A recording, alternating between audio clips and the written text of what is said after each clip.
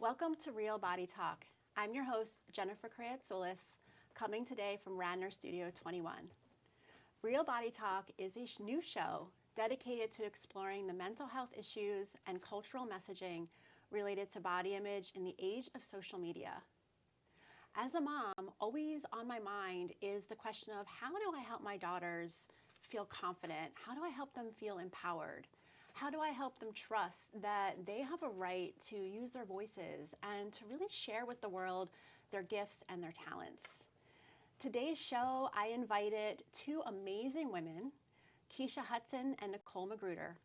Both are doing amazing things in our local Philly community, and one of them is leading Girl Scout Troop 7142.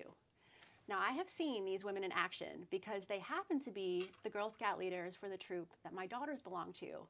And their ability to cultivate curiosity, enthusiasm for learning, exploring nature, and really just testing their potential has been, as a mom, really incredible to observe. So I'm feeling really lucky to have both of you here today to help me and to help other people who interact with children, whether that's as parents, coaches, teachers, guidance counselors, whatever role that may be, to help give us share some of your experience and some advice on how do we help our children feel confident in their bodies, empowered in their lives, and just trust in their voices. Absolutely. So thank you so much for having us. Yeah, absolutely. Thrilled to be here. Thank you. Yes, absolutely. So yesterday I was doing a little research on the Girl Scouts and noticed on their website, their tagline is, and correct me if I get this wrong, but building girls. Oh, I had Courage, this. confidence. Courage, confidence, and character. Yes. Building girls of courage, confidence, and character. Yes. And those words, they're such powerful, strong words. And I would love to ask both of you to share a little bit about your personal experience as a Girl Scout in your younger years and how that program helped you to build courage, confidence, and character. Anything that you want to share. Nicole, do you want to start? Sure. So I was a Girl Scout for about 4 years, both in Philadelphia and in California. And I was a little bit younger, actually, than the rest of my troop in both instances because I had friends in the community who were a part of a troop that I wanted to join, and the leader was so nice to let me join. But what I learned was, even being the younger one, it was such a welcoming environment. And that gave me the confidence that I believe has, carried me along even today. And being a woman and being a Black woman, it really has its challenges. And in most of my professional life, I've been in a room where I'm the only one that looks like me. So being able to have the courage to still have a voice in those instances where I feel like I am the only one there and still speak up and demand, to be heard. I think a lot of that really started with the Girl Scouts. I think starting young is so vitally important. So that's what I believe that's given to me, and that's why I was so eager to start a troop and make sure that my daughter was also involved so she could receive the same thing that I have, over my course of experience with the Girl Scouts. Yeah, it sounds like it really made an impression. Yes, absolutely. A lifelong impression. Yes. Yeah, thank you. Yeah. So I was a brownie in Jamaica, and I joined because I was a very reserved, very shy girl. I was the one who, any new situation, I would be in the corner. I was hesitant to speak up. I was hesitant to speak out. And people would compliment me on how quiet and well-behaved I was.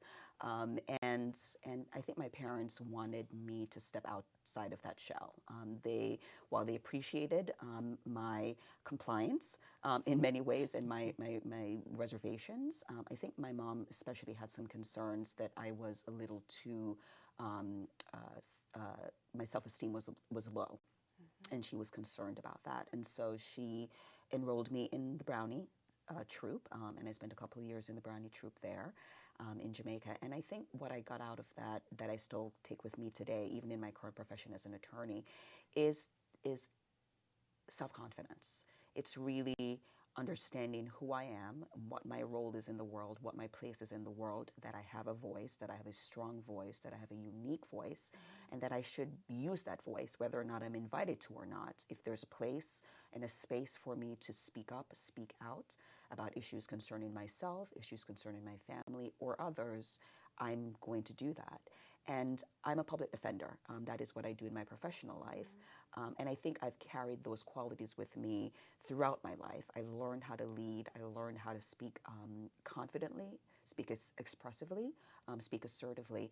And I've brought that with me throughout my life and into my professional career, where I, on a daily basis, represent those who are less fortunate, who are poor, who do not have a voice. I'm that voice for them.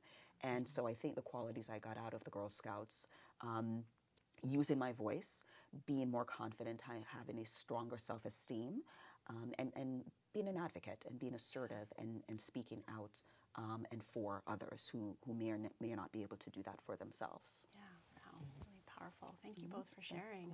Yeah, so can you talk to us about how you now take these qualities that you've gained from the Girl Scouts, what you learned as a Brownie, as a Girl Scout, and now bring that forward into your work with children, you know, as moms and also Girl Scout leaders. Right. Anything that you want to share about that?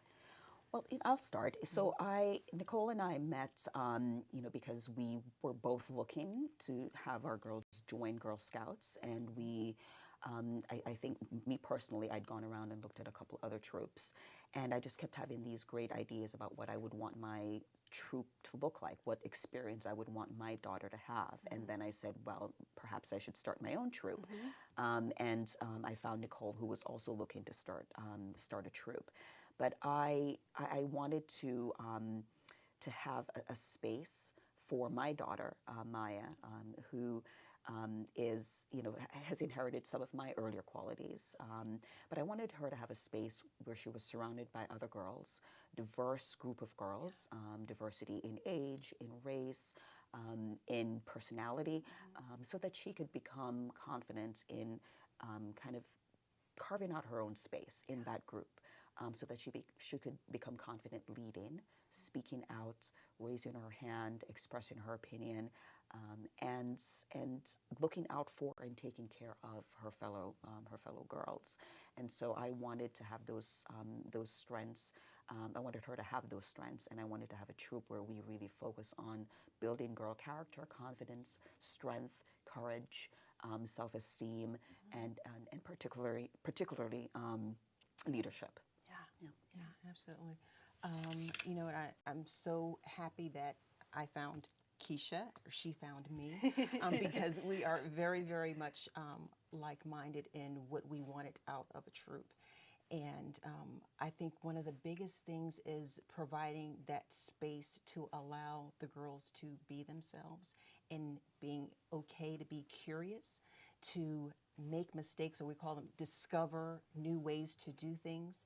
And I think that the Girl Scouts is like this little safe microcosm that we have that allows girls to just be themselves, but hopefully the strength and courage that they obtain from our meetings will go with them into the classrooms. Yeah. It'll go with them when they get to college, when they're in their professional lives.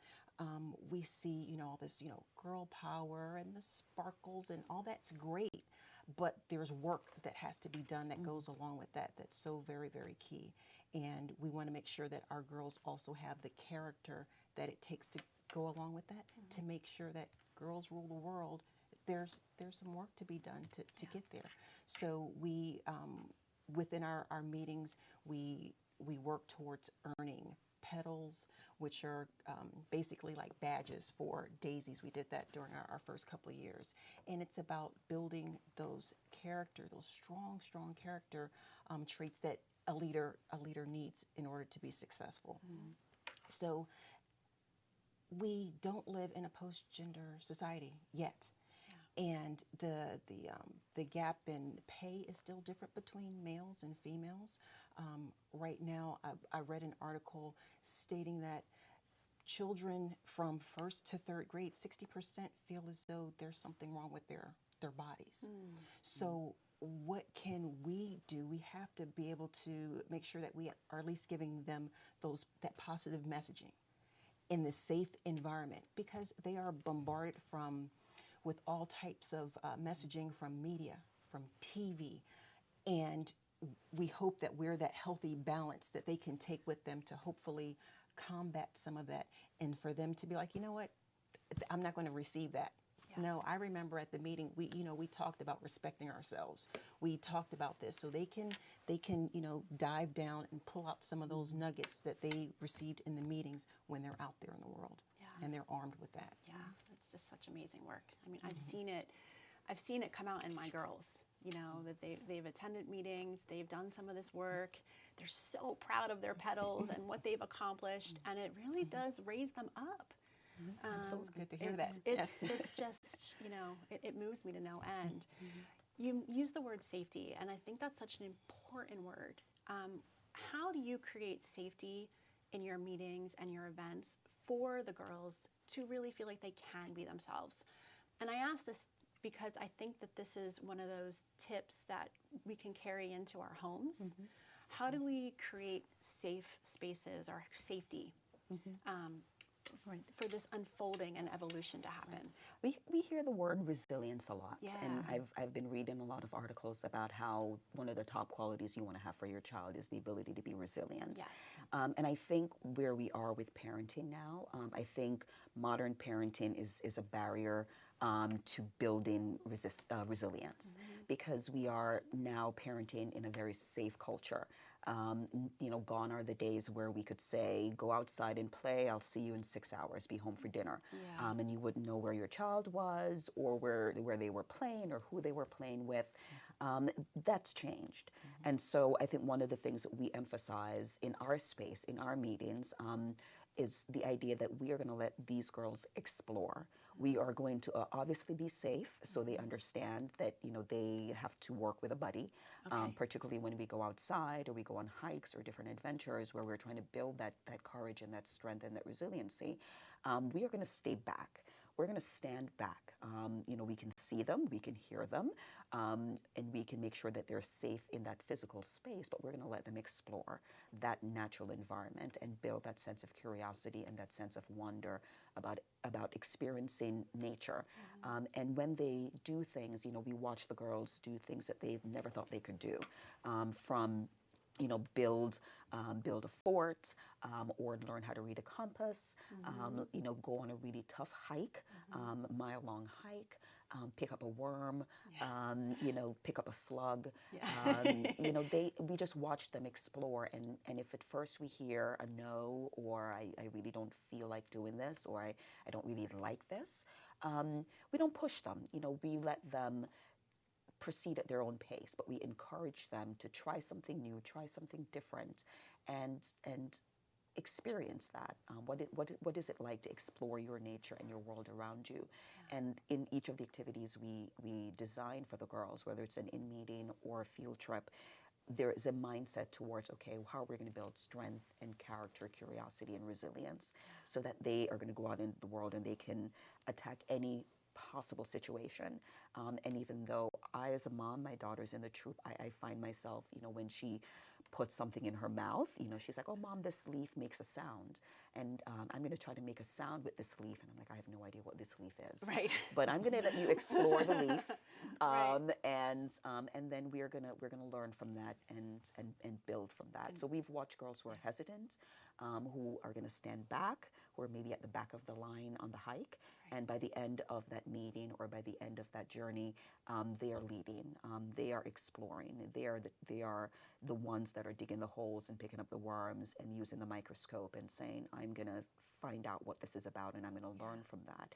And then they go to climbing rocks and trees, and they're just strong, incredible girls. Yeah. And they're using their bodies in Exactly. this very fun, unique, connected way. I mean, they say a lot of times that nature is how children learn that connection to their bodies, right?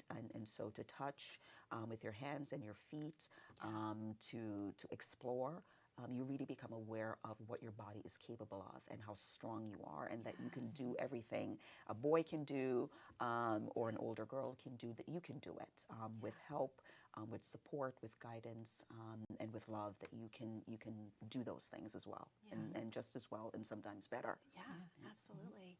You mentioned encouragement. Can you provide some language that you guys, the two of you, use when you're offering encouragement, when you hear that no, excuse me, or that hesitation? What is some of the language that we can adopt? Keisha's very good with that.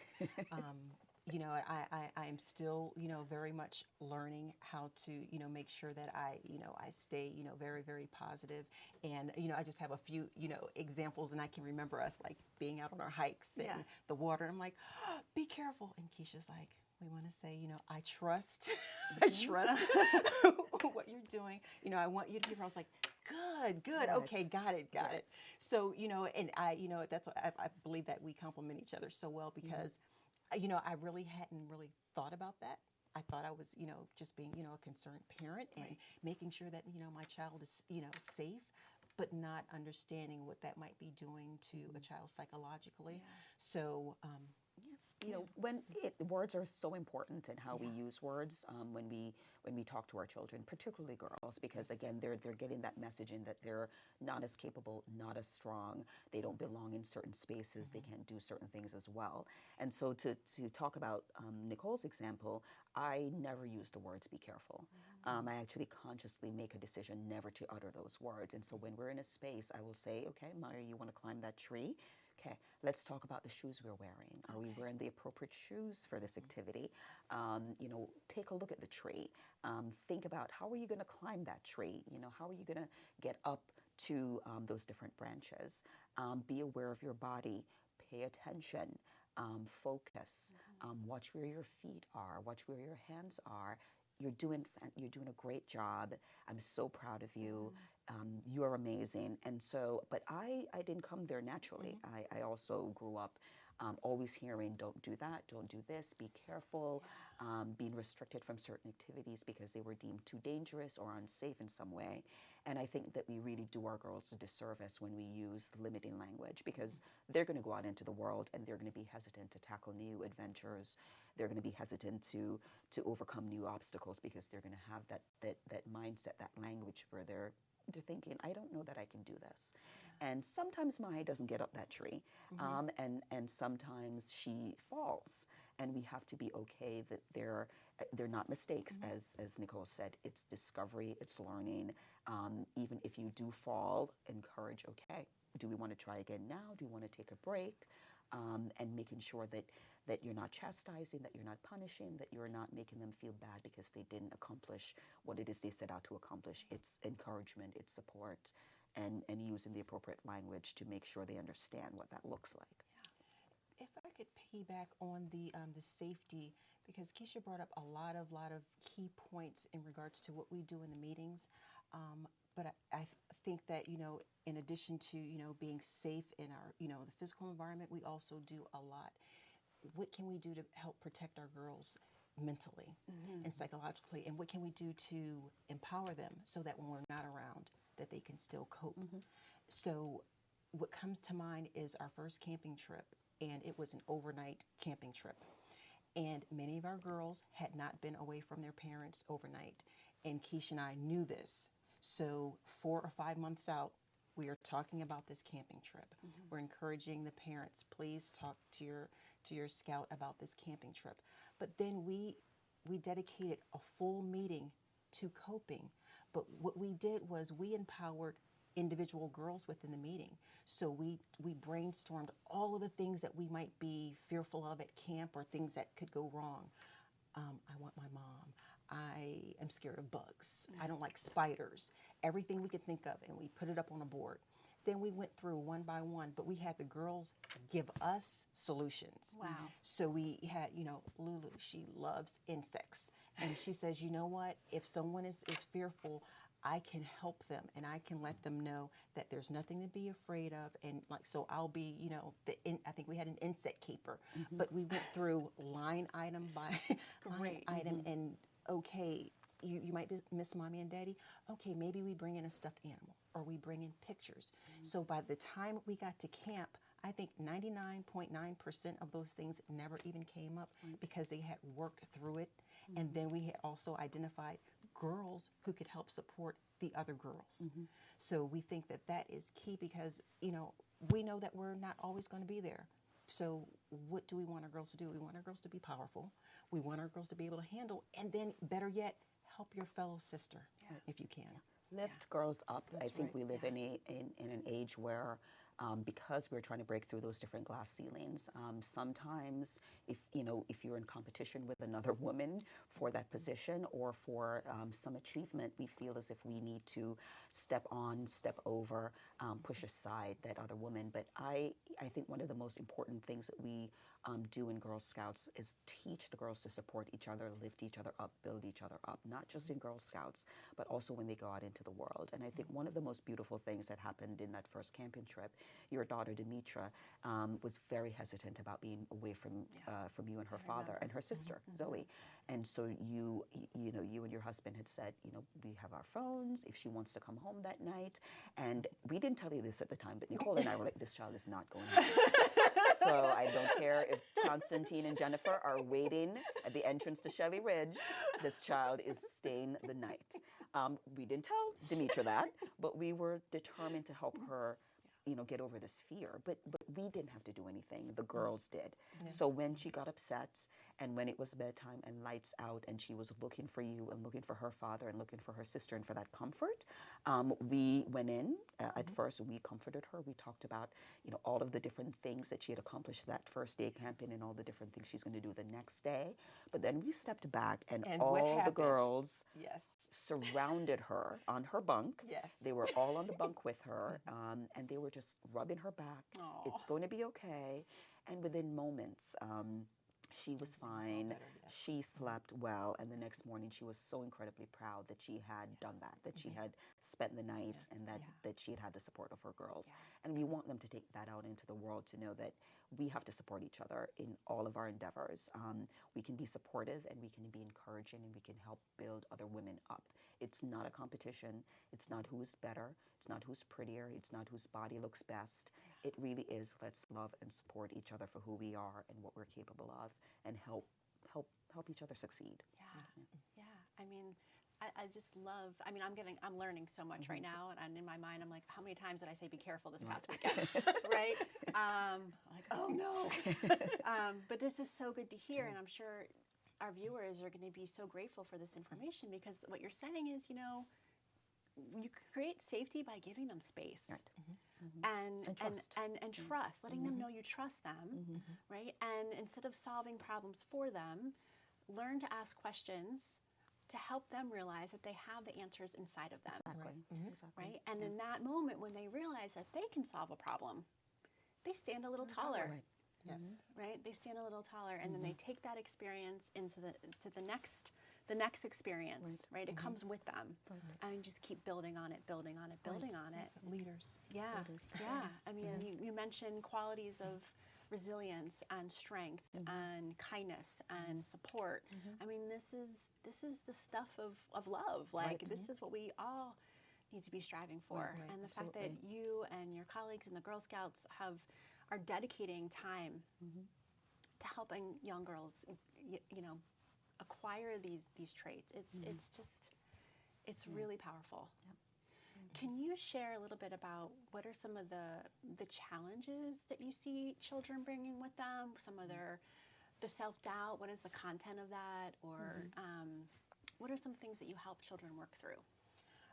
I think sometimes, some of our girls have, maybe older siblings or older cousins, and maybe they come into the troop with maybe messaging that we might not think is appropriate or positive. So we make sure that it's kind of like a gut check, and also kind of like housekeeping rules, like certain things that we just don't allow to be said. We don't even allow a little, jab here or talking about another girl, it's not allowed. So I think that making sure that we establish a firm foundation in regards to respecting ourselves and respecting others at all times. There's no opting out. So we, I have those challenges, within the troop. I have those, challenges at home, but just making sure that you don't let certain things slide, because then it's like, okay, well, maybe I can do this. And for me, it's very important as a parent, as a leader, to make sure that, that you have to be of good character. These are things that, like I said, we just don't, we can't opt out of. Good behavior and just a positive attitude and behavior towards, one another. So We make sure to, and the great thing about having two leaders in a troop is that one of us is always really trying to engage, being engaged in trying to lead the activity or get the activity set up and help the girls complete that specific activity. And then the other person is really walking around the room and really checking in to make sure, what's going on with this particular girl today or this week, because they do bring in whatever issue they face, particularly at school, into those meetings. And so, we will make sure to check in, and sometimes it's a kind word to say, tell me, how did your day go, or how did your week go? Some girls that are more outgoing and more assertive will come to a meeting and they may be a little more soft-spoken and quiet, and they don't want to participate in the activity. And that's a sign to us, let's check in. What is going on? Is it something we need to be aware of? Is it something we need to make the parent aware of? But let's check in with that girl, and let's give them the space to then get into the meeting, right? Because sometimes they just want to sit it out and observe and watch. And learn, and sometimes they don't want to participate. And we have girls at some meetings who are just going to sit back. By the end of the meeting, everyone is involved, but maybe the first 10, 15, 30 minutes of the meeting, they are just kind of in their own space. And we have to be able to respect that, that, we have to give you the space to kind of think about what you're going through, feel what you're going through. If you need a quiet moment or series of moments, to give you those moments, and then let you come back in when you're ready and when you feel confident and you want to participate in the activity. And by the end, everyone is. And that's how we know, okay, we're doing something right, because they are fully engaged, in different activities. Right. And one of the really, I think, key challenges just personally is, my daughter is, of course, a member of the troop. So trying not to be mom and a leader at the same time. And what does that look like? And are some behaviors her acting out because she's sharing mom, and trying to get through that? So it's nice to be able to defer, because we know how it is, being a child. Like, you know what, I don't want to do this right now. I just want mom. I want it to be like this. So it's so helpful that, we have this partnership. And then we've also, within this last year, we've invited other parents to come in as well to help us out with the troop, to give them an experience of not just dealing with mom, because that gets easy, right? Okay, how do you interact with other adults? Are you following, direction? Are you comfortable doing that? Because that's important too. And I want her to get that experience as well. Not like we're, we're having a field trip, every, once a month. I want her to be, not just like the other girls. I know that's probably virtually impossible, but at least, being able to, engaged, despite mom being there. And that's one of the reasons we kept the troop small. We are now, we're 11 girls now. We started out with 8 and then 9 and now 11. But I really do think that it's so important for us to be able to work individually with the girls, for the girls to work together as a group, as a team, to support each other.